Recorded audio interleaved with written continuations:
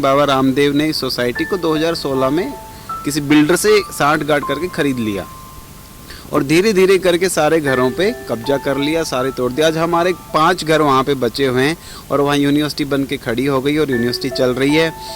HRDA के सारे documents हैं, सारी पुलिस कंप्लेंट्स हैं, तहसील की रिपोर्ट्स हैं। आपको मुख्यमंत्री पोर्टल पे हमने HRDA को दिया 2019 में कि इस प्रॉपर्टी के अंदर किसी कंपाउंड के अंदर कोई मकान नहीं है। ये उन्होंने शपथ पत्र में अपने लिखा है, ये बाल किशन जी के साइन है। ये हमने HRDA से RTI लगा के कॉपी निकलवाई है। इसके अंदर ये कह रहे हैं कि इसके अंदर कोई भी कब्जा या निर्माण कार्य नहीं एक्स्ट्रा किया गया, ना ही कोई पहले था, ना है, ना आगे भविष्य में होगा, जबकि ये बिल्कुल झूठ है। एक्चुअली क्या है कि प्रशासन पूरा हमारे साथ, उन्होंने पूरी हेल्प की है। RTI में उन्होंने सभी जवाब बिल्कुल जेन्युइन दिए हैं, बट हमें ये समझ नहीं आ रहा कि इसके ऊपर एक्शन क्यों नहीं लिया जा रहा। जब इतना कुछ होने के बावजूद इतने उन्होंने डॉक्यूमेंट्स हमें दे दिए हैं कि इनके पास ना तो नक्शा है, ना फायर की NOC है, ना इनके पास जो है उसकी यूनिवर्सिटी के पेपर पास हैं। ये उसका नक्शा है इनकी यूनिवर्सिटी का, ये अभी कंप्लीट पास नहीं है। ये जो 2018 में इन्होंने वहाँ पे दिया था HRDA को बनाने के लिए, इसके अंदर इसमें बिल्कुल भी क्लियर है कि इसके अंदर हमारे मकान दिखाई नहीं गए हैं। और कोर्ट में ये कह रहे हैं हाँ कुछ पुराने मकान हैं। जब हम हाई कोर्ट में गए हैं तो इन्होंने वहाँ पे कबूल किया कि इसके अंदर जो है इनके मकान हैं। हम ये पूछना चाहते हैं, जब हमारे मकान हैं तो फिर उनको हमारा बिजली पानी सीवर क्यों बंद किया गया है?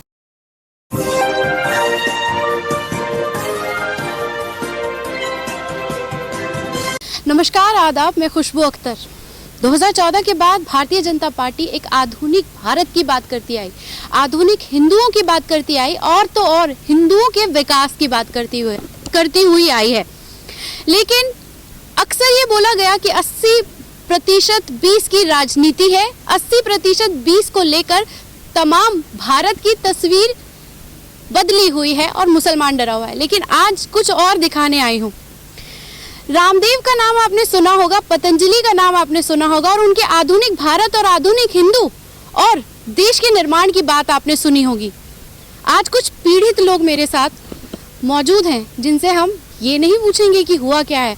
आज पेपर दिखाने होंगे कि बात में ये देख लीजिए, हाथ में पेपर ही पेपर है और वो पेपर उस आधुनिक भारत की सच्चाई दिखाएंगे जिसके बारे में मीडिया बात नहीं करता। तो आइए नाम जानते हैं, समस्या जानते हैं, और बाबा रामदेव की बात मैं क्यों कर रही हूँ और इस मुद्दे को उठाना क्यों जरूरी हो जाता है, चलिए जानते हैं। मैं सबसे पहले आपका नाम जानना चाहूँगी। मेरा नाम अनिल यादव है। यादव जी, ये बताइए कि समस्या क्या है? समस्या ये है कि जो पतंजलि है, ये गीतांजलि रेजिडेंसी एक सोसाइटी हुआ करती थी बाबा रामदेव की पतंजलि के बिल्कुल साथ में ही। ठीक है, ये सोसाइटी आप देख रहे हो गीतांजलि रेजिडेंसी, यहाँ पे हम सब ने घर खरीदे थे। 2005 से सोसाइटी बनी थी और 2016 में बाबा रामदेव ने घर खरीदे, लेकिन 2007 से नवीन जी ने घर खरीदा, 2010 से केशव जी ने घर खरीदा। तो ऐसे हमने घर खरीदे। इसमें स्विमिंग पूल था, पार्क थे, जिम थे, लेकिन बाबा रामदेव ने इस सोसाइटी को 2016 में किसी बिल्डर से साठ गांठ करके खरीद लिया और धीरे धीरे करके सारे घरों पे कब्जा कर लिया, सारे तोड़ दिया। आज हमारे 5 घर वहाँ पे बचे हुए हैं और वहाँ यूनिवर्सिटी बन के खड़ी हो गई और यूनिवर्सिटी चल रही है। HRDA के सारे डॉक्यूमेंट्स हैं, सारी पुलिस कंप्लेंट्स हैं, तहसील की रिपोर्ट्स हैं। आपको मुख्यमंत्री पोर्टल पे हमने डाला। हम नहीं मानेंगे, आप एक एक करके पेपर दिखाइए ताकि पेपर दिखाने होंगे कि बात भी हमें समझ में आए कि आप पेपर दिखा के सब काम करें। यहाँ पे आपको कंप्लेंट नंबर दिख जाएंगे सभी के, मिस्टर केशव, सतीश सेठी, अनिल यादव, शोभा अग्रवाल, गौरव मलिक की सभी मुख्यमंत्री पोर्टल पर कंप्लेंट डली हुई हैं। ये बहुत लंबे समय से चल रही। 14 फरवरी 2020 में हमने ऑनलाइन डाली थी। इससे पहले जब हमारे घर के आसपास मिट्टी डाली गई तो यहाँ पे केशव नंद जुयाल, उप जिला अधिकारी SDM को लेटर दिया गया। ठीक है, उसी समय पे हमने 100 नंबर पे फ़ोन करके बहुत बार पुलिस भी बुलाई है। ठीक है, पुलिस भी वहाँ पे आई, लेकिन वो बोले सिविल का मामला है, हम कुछ नहीं कर सकते। ठीक है, ये यूनिवर्सिटी का नक्शा है जो आप देख रहे हो यहाँ पे ये दिल्ली ये योगा साइंस ब्लॉक के सामने 9 मीटर वाइड रोड है। ये हाईवे है, हरिद्वार दिल्ली हाईवे। तो यहाँ पे हमारे घर बने हुए हैं, लेकिन इन्होंने नक्शे में कहीं नहीं दिखाया। ये RTI के सारे डॉक्यूमेंट्स हैं। ये घरों की तस्वीर आप देख रहे हो। इसके अंदर में घरों को चारों तरफ से मिट्टी डाल के दबा दिया गया। आज इनमें पानी भरता है, बिजली, सीवर, पानी सब वहाँ से काट दिया गया। ये पुरानी तस्वीर है जब मिट्टी नहीं डली थी, 2019 की।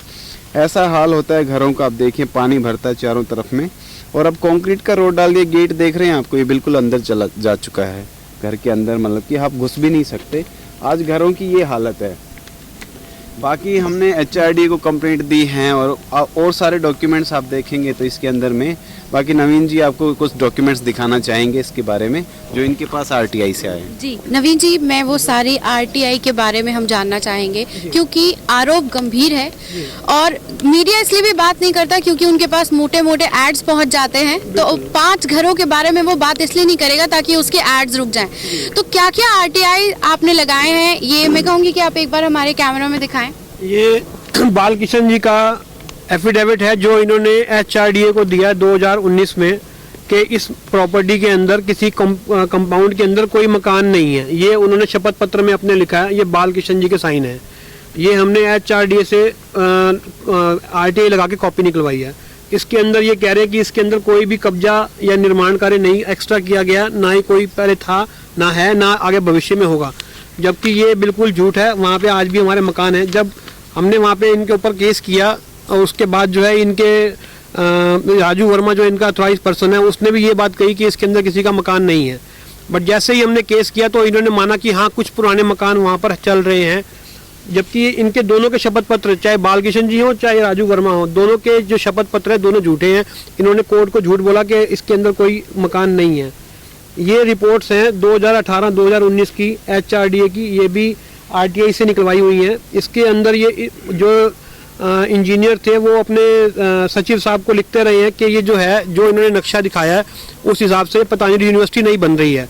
ये अपनी मर्जी से काम कर रहे हैं और इनके जो है नक्शा वगैरह कुछ भी पास नहीं है। इसको जो है रोका जाए काम को या सील किया जाए। उसके बावजूद जो है ये हमने HRDA से RTI लगा के रिपोर्ट मंगवाई है। उसमें उन्होंने कहा है कि इसके अंदर जो है मानचित्र में जो भी दिखाया गया है वो उसके अंदर प्रश्नगत है और इसके अंदर हम जो है काम इसका नक्शा पास नहीं करेंगे यूनिवर्सिटी का। और इसके बावजूद जो है इन्होंने राष्ट्रपति जी को बुला के उसका यूनिवर्सिटी का इनॉग्रेशन करवा लिया इन्होंने।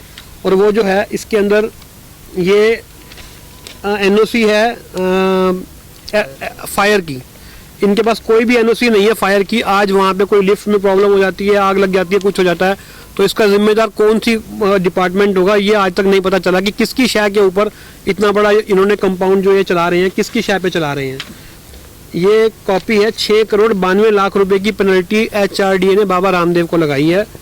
इसके ऊपर जो है इन्होंने 6,92,00,000 रुपए की पेनल्टी इसलिए लगाई है कि जो है इन्होंने जो वहाँ पे निर्माण कार्य किया है वो सारा इनलीगल किया है। बिल्कुल, तो हम आपको ये बात बता देना चाहते हैं कि इन लोगों के लगातार संघर्ष के चलते पहली बार हिस्ट्री में अगर बात करें तो रामदेव पर पहली बार 7 करोड़ की पेनल्टी लगी है उन 5 घरों को लेकर, जिसे प्रशासन लगातार सिर्फ एक ही बात कहता रहा कि वहां कोई घर नहीं है, वहां पर कोई भी इस तरह की चीजें नहीं है, जिसके बारे में ये लोग कोर्ट जाकर अपनी बात रखते रहे, RTI में सवाल पूछते रहे।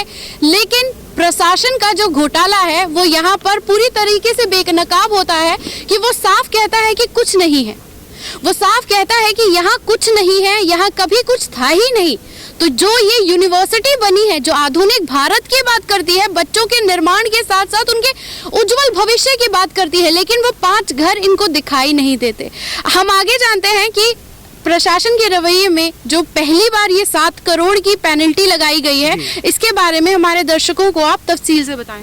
एक्चुअली क्या है कि प्रशासन पूरा हमारे साथ, उन्होंने पूरी हेल्प की है। RTI में उन्होंने सभी जवाब बिल्कुल जेन्युइन दिए हैं, बट हमें ये समझ नहीं आ रहा कि इसके ऊपर एक्शन क्यों नहीं लिया जा रहा, जब इतना कुछ होने के बावजूद इतने उन्होंने डॉक्यूमेंट्स हमें दे दिए हैं कि इनके पास ना तो नक्शा है, ना फायर की NOC है, ना इनके पास जो है उसकी यूनिवर्सिटी के पेपर पास हैं। ये उसका नक्शा है इनकी यूनिवर्सिटी का, ये अभी कंप्लीट पास नहीं है। ये जो 2018 में इन्होंने वहाँ पे दिया था HRDA को बनाने के लिए, इसके अंदर इसमें बिल्कुल भी क्लियर है कि इसके अंदर हमारे मकान दिखाई नहीं गए हैं। और कोर्ट में ये कह रहे हैं हाँ कुछ पुराने मकान हैं। जब हम हाई कोर्ट में गए हैं तो इन्होंने वहाँ पे कबूल किया है कि इसके अंदर जो है इनके मकान हैं। हम ये पूछना चाहते हैं, जब हमारे मकान हैं तो फिर उनको हमारा बिजली पानी सीवर क्यों बंद किया गया है? बिल्कुल, सवाल तो सही है और मामला भी गंभीर है। हमारे साथ मौजूद है केशव। मैं आपसे ये जानना चाहूंगी कि जब भी बात सत्ता की आती है तो तस्वीरें बदल जाती हैं, ये तो आप सीधा रामदेव जी से टक्कर ले रहे हैं? मुझे बातों से पता चला कि कई लोग डर कर चले गए, कई लोग बाबा जी की शरण में चले गए। तो आपको क्यों लगा कि आपको शरण में नहीं जाना है, सरकार से लड़ना है, जबकि मुझे ये भी पता चला कि जजेस भी बदल दिए गए?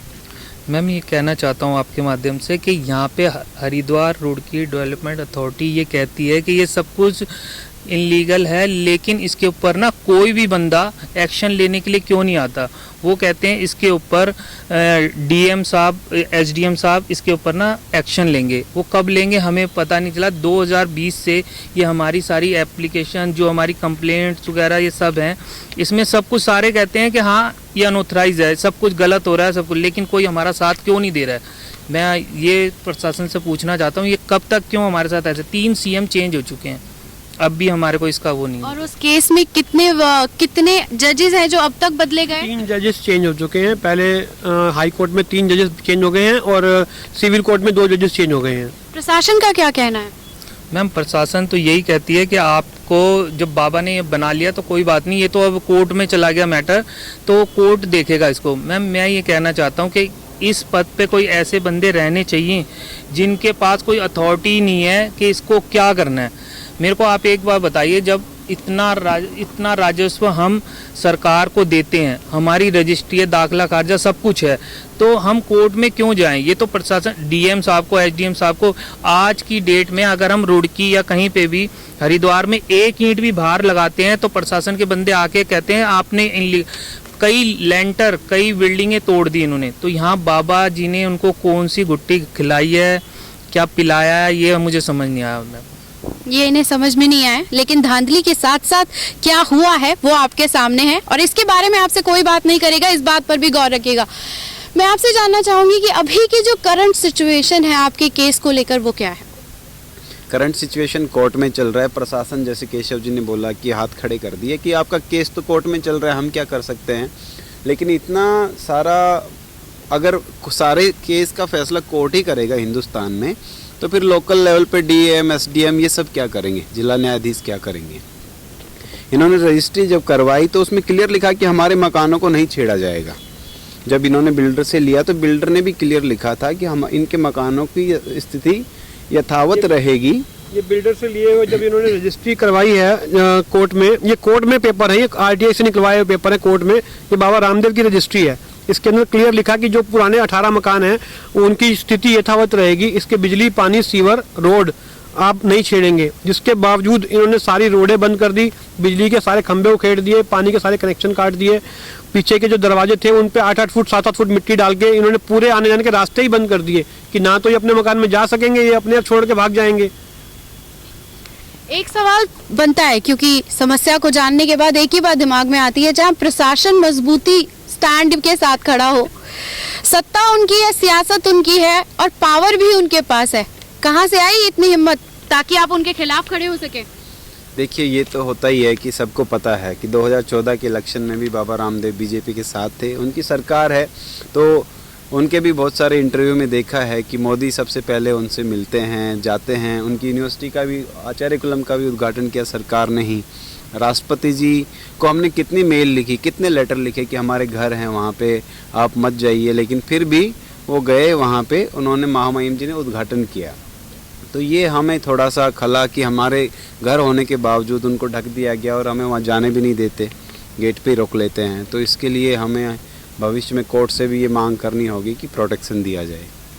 बिल्कुल, प्रोटेक्शन दिया जाए, मामले की निष्पक्ष जांच होनी चाहिए। कोर्ट में 2 जजेस के बदल जाने के बाद भी जब स्थिति वही है, लेकिन एक चीज जो गंभीरता से ध्यान देने वाली है वो ये है कि 7 करोड़ का पेनाल्टी पहली बार रामदेव जी को लगी है। अब सोचने वाली बात यह है कि हिंदुओं के निर्माण की बात करने चले थे, उनको बेहतर बनाने चले थे, उन्हीं के भाई बंधु यहाँ खड़े हैं, पीड़ित हैं और इंसाफ चाहते हैं। वो चाहते हैं कि जो प्रशासन के जो लोग हैं वो इनका साथ दें। वो कहते हैं कि साथ दे भी रहे हैं, लेकिन उसके बावजूद मामला जस का तस बना हुआ है।